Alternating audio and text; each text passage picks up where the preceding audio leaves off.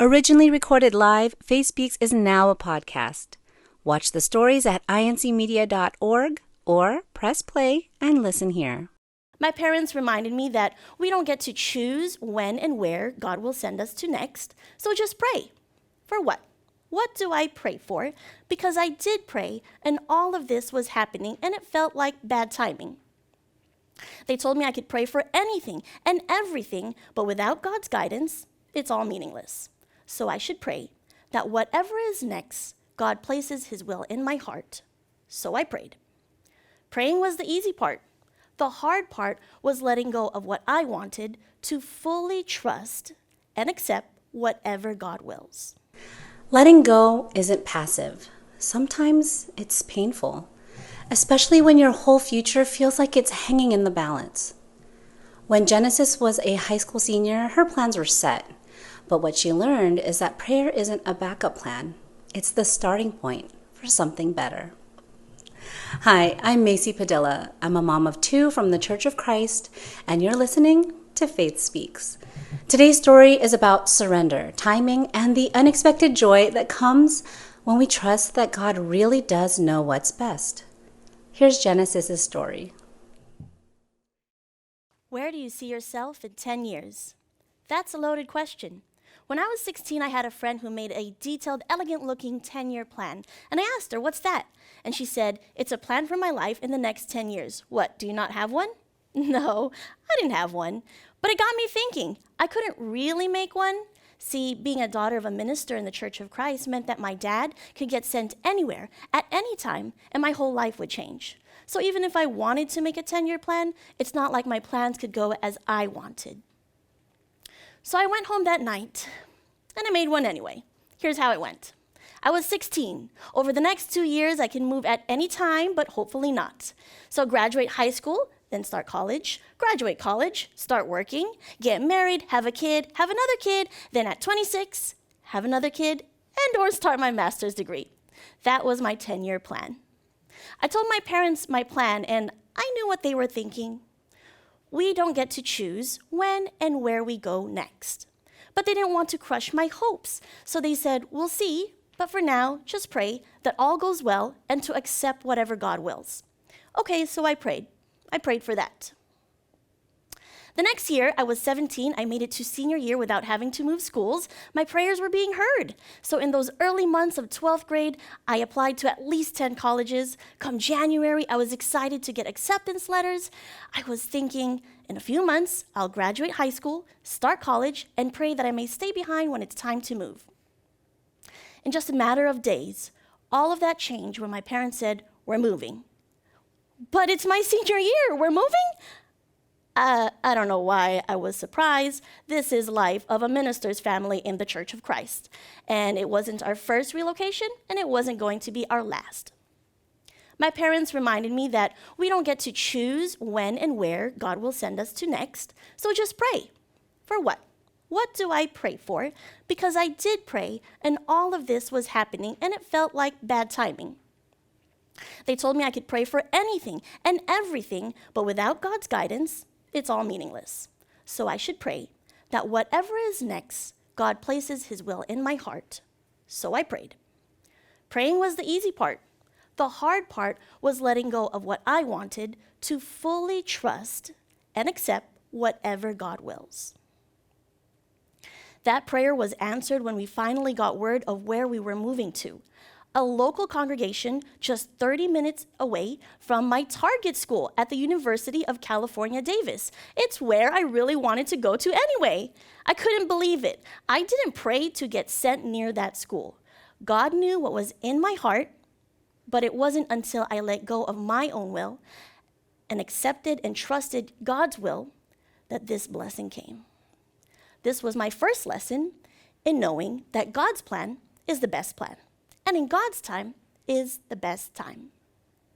Over the next few years, I let go of my ideal 10-year plan. I prayed that even if I don't know what's next, that I have God's guidance. We moved around to different local congregations. I continued my duties or took on new ones. I went on to work many different jobs. I attended 6 different college campuses. Then I received my bachelor's degree. So I ended up accomplishing almost everything in my 10-year plan, but instead of kids, I got my master's degree within a year, I got a condo, and I got married. Once again, note to self, God's plan is the best plan, and in God's time is the best time. After all that, I didn't think about making another 10-year plan, but I knew some of the things that I wanted next in life, like being a great partner as a wife to my husband, being good in my career, keeping up with church duties. Basically, I wanted to be an exemplary role model to my one day, someday children. But adulting is so hard. It didn't feel right complaining and struggling despite being so blessed with everything that I prayed for. Not to mention being so blessed in a world that just keeps getting darker with all the things going on. It's no wonder many think this world is too hectic or crazy to bring a child into. So I started to think that way until I got pregnant. The night before my first sonogram, in my usual personal devotional prayer, I took time to ask for a healthy heartbeat to appear because I knew that there are chances of complications, like how my own mom had 2 miscarriages. So I prayed and pleaded for a healthy heartbeat, and maybe 2 for twins if it isn't against God's will. So the next day, when the doctor said, that's a surprise, I thought, oh no, surprise could be a bad thing. I waited for more words to come out of the doctor's mouth. She turned the screen and said, look, there are 2 of them. I yelped for joy. But Oliver, my husband, dropped his jaw. The doctor said, good thing you brought him because he's not believing any of this. Are twins unexpected? I replied, well, sort of. I kind of prayed for it last night. And Oliver said, you did what? Who prays for that? We were not exactly in the best financial position for this curveball. The doctor responded saying, well, keep praying because someone upstairs is listening. Oh, and pray we did. During those sleepless nights with the twins, I would often remind myself, God's plan is the best plan. In God's time is the best time. God's plan is the best plan. In God's time is the best time. Especially during those newborn nights when I'd ask Oliver to take over or come home early from work. And he'd say, honey, you prayed for this. You stick it out. So I prayed because I felt like I just could not do it on my own. Soon, shutdowns due to the pandemic happened, and Oliver was home more. We also spent time with family in different states while we were able to work remotely, saving us both thousands in childcare costs. And the best part, the twins brought us joy at a time that the whole world was overcome with so much sadness. Once again, say it with me. God's plan is the best plan, and in God's time is the best time. Now, I still face many challenges and continue to pray for God's guidance. I've just learned that even if I get what I pray for, it doesn't mean problems go away, but it does mean God can provide a way to make things work out if I put my trust in Him. I've had so many prayers answered, especially in those times when I really didn't know what would be next in life. And that's just it. We will never know exactly what's next. That feeling was scary as a young person, and it feels even scarier now as I'm a parent to young persons whose future I cannot control. So, whether you're young or not, ask yourself, where do you see yourself in 10 years? I hope you will say, in God's will.